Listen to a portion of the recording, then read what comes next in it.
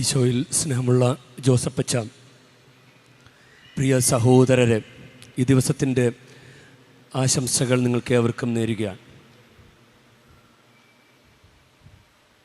ഇന്നത്തെ ഒന്നാം വായന യഥാർത്ഥത്തിൽ അത് 1 യോഹന്നാൻ 3:22 മുതലാണ് ആരംഭിക്കുക. 1 യോഹന്നാൻ 3:22. 1 യോഹന്നാൻ 3:20 21 നമ്മൾ ശ്രദ്ധിക്കുന്നത് നല്ലതാണ്. നമ്മുടെ ഹൃദയം നമ്മെ കുറ്റപ്പെടുത്തുന്നെങ്കിൽ തന്നെ ദൈവം നമ്മുടെ ഹൃദയത്തെക്കാൾ വലിയവനും എല്ലാം അറിയുന്നവനുമാകയാൽ അവിടുത്തെ സന്നിധിയിൽ നാം സമാധാനം കണ്ടെത്തും. പ്രിയപ്പെട്ടവരെ, ഹൃദയം നമ്മെ കുറ്റപ്പെടുത്തുന്നില്ലെങ്കിൽ ദൈവത്തിൻ്റെ മുൻപിൽ നമ്മൾക്ക് ആത്മധൈര്യമുണ്ട്. 22-ാമത്തെ വാക്യം മുതലാണ് ഇന്നത്തെ വായന. അതിപ്രകാരമാണ്: നാം ആവശ്യപ്പെടുന്നതെന്തും അവിടെ നമുക്ക് നൽകുകയും ചെയ്യും. കാരണം നമ്മൾ അവിടുത്തെ കൽപ്പനകൾ അനുസരിക്കുകയും അവിടുത്തേക്ക് പ്രീതിജനകമായത് പ്രവർത്തിക്കുകയും ചെയ്യുന്നു. നമ്മുടെ സഭയിൽ നമ്മൾ പാർപ്പിക്കുന്ന പരിശുദ്ധ കുർബാന ഒരു കൂദാശയാണ്. കൂദാശകളുണ്ട്, കൂദാശ അനുകരണങ്ങളുണ്ട്. കൂദാശകളുണ്ട്, കൂദാശ അനുകരണങ്ങളുണ്ട്. കൂദാശകൾ 7 കൂദാശകളാണ്. കൂദാശ അനുകരണങ്ങൾ ഒത്തിരി ഉണ്ട്. ഇപ്പോൾ ഒരു അച്ഛൻ ശിരസിൽ കരം വെച്ച് പ്രാർത്ഥിക്കുന്നത്, ഇപ്പോൾ ഈ കുർബാനയ്ക്ക് ശേഷം അനാമ്പള്ളം തളിച്ച് വെഞ്ചരിച്ച് പ്രാർത്ഥിക്കുന്നത്, പള്ളികളിൽ നൊവേന ചൊല്ലുന്നത്, അതുപോലെ അങ്ങനെ കുറേ കാര്യങ്ങളുണ്ട്. മനസ്സമ്മതം അതൊരു കൂദാശയല്ല. വിവാഹമാണ് കൂദാശ, മനസ്സമ്മതം കൂദാശയല്ല. അപ്പം അങ്ങനെയുള്ള കുറേ കാര്യങ്ങൾ നമ്മുടെ സഭയിലുണ്ട്. കൂദാശ സ്ഥാപിച്ചത് ഈശോ മിശിഹായാണ്. കൂദാശ അനുകരണങ്ങൾ ഉടലെടുത്തത് കത്തോലിക്ക സഭയിലാണ്. അപ്പോൾ നമ്മൾ ചിലപ്പോഴൊക്കെ ചില കാര്യങ്ങൾ ദൈവത്തിന് മുമ്പിൽ ഇങ്ങനെ പറയും, ഞാൻ ഇന്നത് ചെയ്തോളാം എന്ന് പറയും. അത് ദൈവം നമ്മോട് പറയാത്ത കാര്യങ്ങളാണ്. ചിലപ്പോൾ നേർച്ച നേരാം, അങ്ങനെയൊക്കെ. അപ്പോൾ നേർച്ച നേർന്നിട്ട് അത് ചെയ്യാൻ പറ്റിയില്ലെങ്കിൽ നമുക്ക് ഭയങ്കര അഗാധമായൊരു വിഷമമൊക്കെ ഉണ്ടാകുന്നത് എൻ്റെ ശ്രദ്ധയിൽപ്പെട്ടിട്ടുണ്ട്. കഴിഞ്ഞ ദിവസം ആന്ധ്രാപ്രദേശിൽ നിന്ന് വന്നൊരു കുടുംബം, ആ കുടുംബത്തിലെ ഒരു വ്യക്തി ഇവിടെ പ്രഭാതത്തിൽ 5 മണിക്ക് മുട്ടിന് നിരങ്ങ് നേർച്ച നടത്തി. അപ്പം മഴയൊക്കെ കഴിഞ്ഞതുകൊണ്ട് മണ്ണൊക്കെ ഉറച്ച് നല്ല അത് ഭയങ്കര ഹാർഡായിട്ട് കിടക്കുക. അത്ര എളുപ്പമല്ല 1.5 മണിക്കൂർ മുതൽ 2 മണിക്കൂർ വരെ ഉള്ള സമയം മുട്ടിന് നിരങ്ങുക. ഞാൻ പേഴ്സണലി അത് ചെയ്തിട്ടുള്ളത് കൊണ്ടാണ് ഞാനിത് പറയുന്നത്. ഞാനിങ്ങനെ കാഴ്ചക്കാരനെ നിന്നിട്ട് പറയുന്നതല്ല. അപ്പോൾ അത്ര എളുപ്പമല്ല. അപ്പോൾ അവരെന്നോട് വന്ന് പറയുകയാണ്, കുറേ മണ്ണ് കൊണ്ടുവന്നിടാൻ പറ്റുമോ ഇവിടെ? ഇപ്പം ഞാനാണ് ഇവിടുത്തെ അധികാരി എന്ന്, ഞാനിവിടുത്തെ ശുശ്രൂഷകൻ മാത്രമാണ്, ഞാനിവിടുത്തെ അധികാരിയല്ല. അപ്പോൾ ഞാനാണ് ഇവിടുത്തെ അധികാരി എന്ന് വിചാരിച്ചിട്ട് എന്നോട് പറയുകയാണ്, ഇവിടെ കുറേ മണ്ണൊക്കെ കൊണ്ടുവന്നിട്ട് ആളുകളുടെ കാല് നോവുന്നെന്ന്. അപ്പം ഞാൻ ചോദിച്ചു, നിങ്ങൾ നേർന്ന കാര്യമല്ല, അത് ചെയ്യണമെന്നൊരു നിർബന്ധവും ഇല്ലല്ലോ.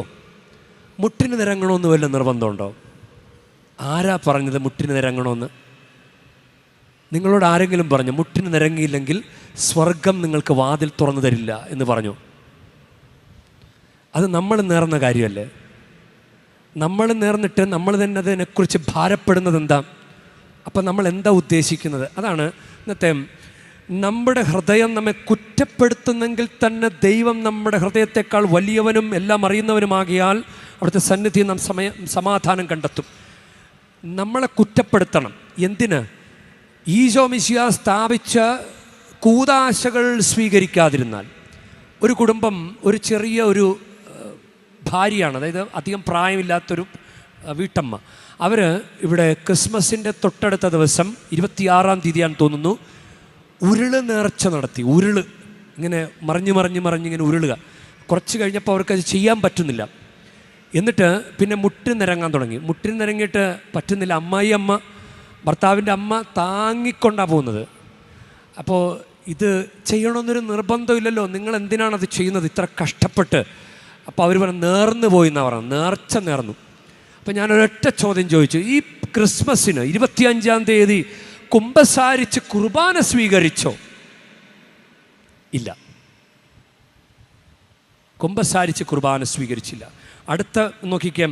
അപ്പോൾ പ്രിയപ്പെട്ടവർ, ഹൃദയം നമ്മെ കുറ്റപ്പെടുത്തുന്നില്ലെങ്കിൽ ദൈവത്തിന് മുമ്പിൽ നമുക്ക് ആത്മധൈര്യമുണ്ട്. കുമ്പസാരിച്ച് കുർബാന സ്വീകരിച്ച ഒരാൾക്ക് ഒരുവിധം ഒരു ആശ്വാസം ഉണ്ടാവും. അല്ലെങ്കിൽ ഞാൻ ഇതൊന്നും ചെയ്തില്ലല്ലോ, ദൈവമേ ഞാനിതൊന്നും ചെയ്തില്ലല്ലോ, നല്ലൊരു ക്രിസ്മസ് വന്നിട്ട് ഞാൻ കുമ്പസാരിച്ച്, ഇങ്ങനെ നമ്മളെ ഹൃദയം കുറ്റപ്പെടുത്തുന്നുണ്ടെങ്കിൽ നല്ല കാര്യമാണ്. പക്ഷെ നിൻ്റെ സെൽഫ് എസ്റ്റീം നഷ്ടപ്പെട്ട് നീ തകർന്നു പോകരുത്. സെൽഫ് എസ്റ്റീം ഒരിക്കലും നഷ്ടപ്പെടുത്തരുത്. അതായത് ഞാൻ ദൈവത്തിൻ്റെ മകനാണ്, ഞാനൊന്നും ചെയ്തില്ലെങ്കിലും ഞാൻ ദൈവത്തിൻ്റെ മകനാണല്ലോ, എനിക്ക് തിരിച്ചു വരാനുള്ള സാധ്യതയുണ്ടല്ലോ എന്നൊരു ആത്മധൈര്യം, ഒരു അഭിമാനം നമുക്കുണ്ടാകണം. ധൂർത്തപുത്രൻ്റെ കാര്യം അതാ. ധൂർത്തപുത്രൻ വേശ്യകളോട് കൂട്ടുചേർന്ന് സ്വത്തെല്ലാം ധൂർത്തടിച്ച് അവന് തോന്നുകയാണ്, എൻ്റെ വീട്ടിൽ എത്രയോ പേരാണ് ദാസന്മാർ സുഭിക്ഷമായി ഭക്ഷിക്കുന്നു, ഞാനോ മകൻ ഇവിടെ വിശന്നു മരിക്കുന്നു. ആ ഒരു സെൽഫ് എസ്റ്റീമാണ് അവനെ കയറിപ്പോരാൻ സാധിച്ചത്. അപ്പോൾ നമ്മൾ കുറ്റപ്പെടുത്തുന്നുണ്ടെങ്കിൽ നല്ല കാര്യമാണ്, പക്ഷേ അത് നിങ്ങൾക്ക് ദൈവത്തിന് മുമ്പിൽ പ്രത്യാശയുണ്ട് എന്നാണ് പറയുന്നത്. നിങ്ങൾക്ക് ദൈവസന്നിധി നിങ്ങൾ സമാധാനം കണ്ടെത്തും. അവിടുത്തെ സന്നിധി നമുക്ക് സമാധാനം കണ്ടെത്തും. പ്രിയപ്പെട്ടവർ, ഹൃദയം നമ്മെ കുറ്റപ്പെടുത്തുന്നില്ലെങ്കിൽ ദൈവത്തിന് മുമ്പിൽ നമുക്ക് ആത്മധൈര്യമുണ്ട്. അപ്പോൾ ഇതെല്ലാം ചെയ്ത് ഭംഗിയായി അങ്ങനെ ധൂർത്തപുത്രൻ തിരിച്ചു വന്നു കഴിഞ്ഞപ്പോൾ അവന് വലിയ സമാധാനമായി. പിന്നെ അവന് സ്വയം കുറ്റപ്പെടുത്തേണ്ട കാര്യമില്ല. അതുപോലെ പത്രോസ് മനംനൊന്ത് തിരിച്ചു വന്നു കഴിഞ്ഞപ്പോൾ പത്രോസിൻ്റെ ആ കയറിപ്പോക്ക് എത്ര പിന്നോക്കം പോയോ അതിൻ്റെ 10 മടങ്ങ് തീക്ഷ്ണതയോടെ കയറി എവിടെ എത്തി? അതാണ് ആത്മീയ വളർച്ച. അതുകൊണ്ടാണ് ഇന്നത്തെ 1-ാം വായനയുടെ ആരംഭത്തിൽ നാം ആവശ്യപ്പെടുന്നത് എന്തും അവിടെ നമുക്ക് നൽകുകയും ചെയ്യും. കാരണം നാം അവിടുത്തെ കൽപ്പനകൾ അനുസരിക്കുകയും അവിടുത്തേക്ക് പ്രീതിജനകമായത് പ്രവർത്തിക്കുകയും ചെയ്യുന്നു. ഇല്ലേ? കർത്താവിന് പ്രീതിജനകമായത് എന്താ? നമ്മളൊന്ന് കുമ്പസാരിച്ചൊക്കെ കുർബാന സ്വീകരിക്കണം എന്നല്ലേ. ഇപ്പോൾ ഒരു പുതിയൊരു രീതി കേരള കത്തോലിക്ക സഭയിൽ വന്നിട്ടുള്ളത് ഒരു പ്രസിദ്ധമായ ധ്യാന കേന്ദ്രത്തിലുള്ള ഒരു കാര്യമാണ് ഉടമ്പടി. അപ്പോൾ ഉടമ്പടി ലംഘിച്ചാൽ പാപം എന്നുള്ളൊരു ചിന്ത വന്നിട്ടുണ്ട്. ആളുകൾ ഇപ്പോൾ കുമ്പസാരിക്കുന്നത് ഞാൻ ഉടമ്പടി ലംഘിച്ചു. അത് ദൈവം പറഞ്ഞിട്ടുള്ള കാര്യമാണോ?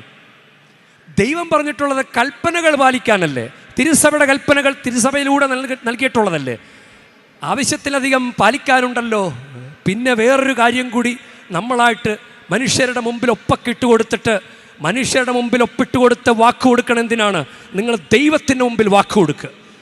അതുകൊണ്ട് കുമ്പസാരിക്കാൻ വരുമ്പോൾ ചെയ്യേണ്ട 4 കാര്യങ്ങളുണ്ട്. ഉള്ളിൽ വരേണ്ട കാര്യങ്ങൾ. ഒന്ന്, നന്ദി പറയണം.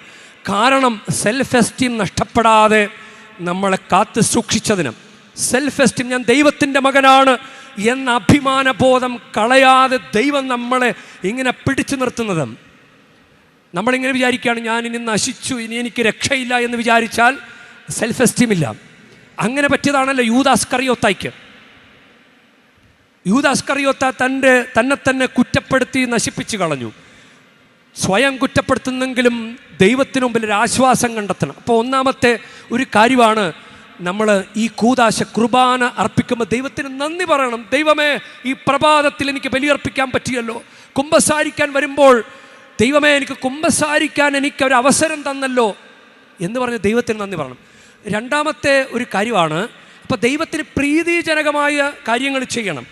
അവിടുത്തെ നാം ആവശ്യപ്പെടുന്നത് എന്തും അവിടെ നമുക്ക് നൽകുകയും ചെയ്യും. കാരണം നമ്മൾ അവിടുത്തെ കൽപ്പനകൾ അനുസരിക്കുകയും അവിടത്തേക്ക് പ്രീതിജനകമായി പ്രവർത്തിക്കുകയും ചെയ്യുന്നു. അപ്പോൾ ഒരു തീരുമാനം എപ്പോഴുണ്ടാണ്. അതുകൊണ്ടാണ് ഇന്നത്തെ സുവിശേഷത്തിൽ പറയുന്നത് മാനസാന്തരപ്പെടുവിൻ, സ്വർഗരാജ്യം സമീപിച്ചിരിക്കുന്നു.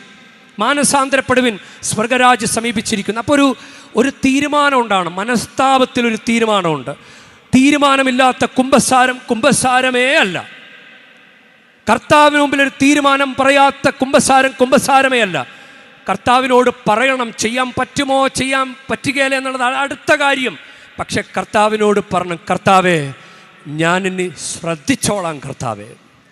ശ്രദ്ധിച്ചോളാം എന്ന് പറഞ്ഞു കഴിഞ്ഞാൽ കർത്താവ് അതിനുള്ളൊരു കൃപ തരും. നമ്മൾക്ക് ഒറ്റയ്ക്കൊരു തീരുമാനം നടപ്പിലാക്കാൻ പറ്റുകയില്ല. അങ്ങനെ എത്രയോ തീരുമാനങ്ങൾ എടുത്തു, എന്നിട്ട് നടപ്പിലാക്കാൻ പറ്റിയോ? അപ്പോൾ ദൈവത്തോട് പറയുക, ദൈവമേ ഞാൻ ഇന്നത് തീരുമാനിച്ചിട്ടുണ്ട്. അപ്പോൾ അങ്ങനെ പറയുമ്പോൾ ദൈവം ആ തീരുമാനങ്ങളുടെ മേൽ ഒരു ആശീർവാദം തരും. ദൈവത്തിൻ്റെ ആശീർവാദം കിട്ടിക്കഴിഞ്ഞാൽ നമുക്കത് ചെയ്യാൻ പറ്റും.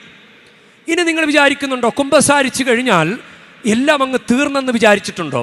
നമ്മളിപ്പോൾ ഒരു കാര്യം, ഒരു പാപം പറഞ്ഞു, ആ പാപത്തിൻ്റെ പിന്നിൽ ചില അരൂപികളുണ്ട്, ചില ഹാങ് ഓവറുണ്ട്. പാപം ചെയ്തതിൻ്റെ പിന്നിൽ ചില ചിന്തകളുണ്ടാകാം, ചില ഓർമ്മകളുണ്ടാകാം. ഇപ്പോൾ ഒരു വെറുപ്പാണെങ്കിൽ വെറുപ്പിൻ്റെ അരൂപി, കുറ്റം പറയലാണെങ്കിൽ കുറ്റം പറഞ്ഞതിൻ്റെ ഒരു അരൂപി നമ്മൾ നിൽക്കും. നമ്മൾ കുറ്റം പറഞ്ഞതിനെ തുടർന്ന് മറ്റുള്ളവരിലേക്ക് ചില നെഗറ്റീവ് അരൂപികൾ നമ്മൾ കടത്തിവിട്ടിട്ടുണ്ട്. നമ്മൾ പറഞ്ഞൊരു കാര്യം വേറൊരാൾ, അത് കേട്ടയാൾ വേറെ 10 പേരോട് പറഞ്ഞിട്ടുണ്ടാകാം. അപ്പം നമ്മൾ കാരണം എത്രയോ നെഗറ്റീവ് അരൂപികൾ പോയിട്ടുണ്ട്. അതുകൊണ്ട് കുമ്പസാരത്തിൽ പറയേണ്ട ഒരു കാര്യമാണ്, പ്രാർത്ഥിക്കേണ്ട ഒരു കാര്യമാണ്, ദൈവമേ എന്നെ വിശുദ്ധീകരിക്കണമേ അങ്ങയുടെ തിരുരക്തത്താൽ. ഈശോയെ, അങ്ങയുടെ തിരുരക്തത്താൽ എൻ്റെ ഉള്ളിലുള്ള നെഗറ്റീവായ സകല കാര്യങ്ങളെയും, പാപചിന്തകളെയും പാപ ഓർമ്മകളെയും വിശുദ്ധീകരിക്കണം. അതുകൊണ്ടാണ് ഇന്നത്തെ സുവിശേഷത്തിൽ ഈശോ ജനങ്ങളെ പ്രസംഗിച്ചും പഠിപ്പിച്ചും രോഗികളും വ്യാധികളും സുഖപ്പെടുത്തി. ഇത് രണ്ടും പ്രധാനപ്പെട്ട കാര്യമാണ്.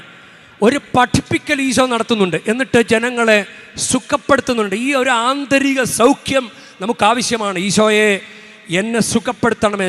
അങ്ങനെ ഒരു ആന്തരിക സൗഖ്യം കിട്ടിയില്ല എങ്കിൽ ഈ ഓർമ്മകളും ചിന്തകളും വെച്ചിട്ട്, ഉള്ളിലുള്ള നെഗറ്റീവ് അരൂപി വെച്ചിട്ട് വീണ്ടും പാപം ചെയ്യാൻ സാധ്യതയുണ്ട്.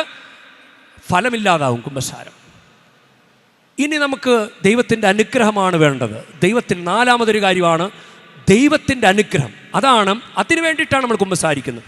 ഒന്നോർത്ത് നോക്കിയാൽ, നമുക്ക് ദൈവത്തിൻ്റെ അനുഗ്രഹം തരാൻ ദൈവപിതാവ് ഈശോയെ മരിക്കാൻ വിട്ടുകൊടുത്തിട്ട് നമുക്കത് കൃപ തരുന്നു. അപ്പോൾ പ്രസാദവരം, മനസ്താപ്രകരണത്തിൽ എന്താ ചൊല്ലുന്നത്? അങ്ങയുടെ പ്രസാദവര സഹായത്താൽ പാപസാഹചര്യങ്ങൾ ഉപേക്ഷിക്കാമെന്നും മേലിൽ പാപം ചെയ്യുകയില്ലെന്നും ദൃഢപ്രതിജ്ഞ ചെയ്യുന്നു. ഇത് 4 കാര്യങ്ങളും കുമ്പസാരത്തിൽ എനിക്ക് തോന്നുന്നു സംഭവിക്കണമെന്ന് തോന്നുന്നു. 1, നന്ദി പറയുക. 2, തീരുമാനങ്ങൾ എടുക്കുക. കുമ്പസാരത്തെ തുടർന്ന് എല്ലാം തീർന്നെന്ന് വിചാരിക്കരുത്. മുട്ടുകുത്തി പ്രാർത്ഥിക്കുമ്പോൾ, ഈശോയെ എൻ്റെ ഉള്ളിൽ ഇനിയും അവശേഷിക്കുന്ന തിന്മയുടെ അരൂപികളെ, ചിന്തകളെ, ഓർമ്മകളെ, തെറ്റിദ്ധാരണകളെ, തെറ്റായ ബോധ്യങ്ങളെ, 5, 10, 15 വർഷമൊക്കെ കുമ്പസാരിക്കാതിരുന്ന ആളുകളും കുമ്പസാരിച്ചില്ലെങ്കിലും കുഴപ്പമില്ല എന്ന തെറ്റായ ബോധ്യങ്ങളെ ഈശോയെ കഴുകി വിശുദ്ധീകരിക്കണമേ അങ്ങയുടെ തിരുരക്തത്താൽ. അങ്ങനെ ഒരു പ്രാർത്ഥന കൂടി വേണം. 4, നമ്മൾ ദൈവത്തിൻ്റെ കൃപ ചോദിക്കണം, പ്രസാദവരം ചോദിക്കണം. ഇതിനെക്കുറിച്ച് ബോധ്യമുള്ള മക്കളെ പരീക്ഷ വരുമ്പോൾ അതിൻ്റെ തൊട്ടടുത്ത ദിവസം പോയി തൊട്ട് മുൻപത്തെ ദിവസം പോയി അവർ കുമ്പസാരിക്കും. എന്തിനാണെന്നറിയാവോ? കുമ്പസാരിച്ചു കഴിഞ്ഞാൽ അവർക്ക് അനുഗ്രഹം കിട്ടും. അതുകൊണ്ടാണ് ധൂർത്തപുത്രൻ തിരിച്ചു വന്നു കഴിഞ്ഞപ്പോൾ ധൂർത്തപുത്രന് എല്ലാം തിരിച്ചു കിട്ടി. ആത്മീയ അനുഗ്രഹങ്ങൾ മാത്രമല്ല, കുടുംബത്തിൽ സന്തോഷവും സമാധാനവും മാത്രമല്ല, വസ്ത്രം, ചെരുപ്പ്, ഭക്ഷണം, വിരുന്ന് തുടങ്ങിയ പ്രതീകാത്മകമായി ധൂർത്തപുത്രൻ്റെ കഥയിൽ പറയുന്ന കാര്യങ്ങളെല്ലാം കിട്ടി. പ്രിയ മക്കളെ, ദൈവത്തിന് പ്രീതിജനകമായത് ചെയ്യാം. നിനക്കിഷ്ടമുള്ളതൊക്കെ നിനക്ക് ചെയ്യാം. നിനക്ക് മുട്ടിന് നിരങ്ങാം, മറ്റ് നേർച്ച കാഴ്ചകളൊക്കെ നിനക്ക് ചെയ്യാം. അത് നീ തീരുമാനിച്ചതാണ്. എന്നാൽ ദൈവം നിന്നോട് തീരുമാനിച്ചിട്ട് പറഞ്ഞ കാര്യങ്ങൾ നീ ചെയ്താൽ നിനക്ക് അനുഗ്രഹം ഉണ്ടാകും.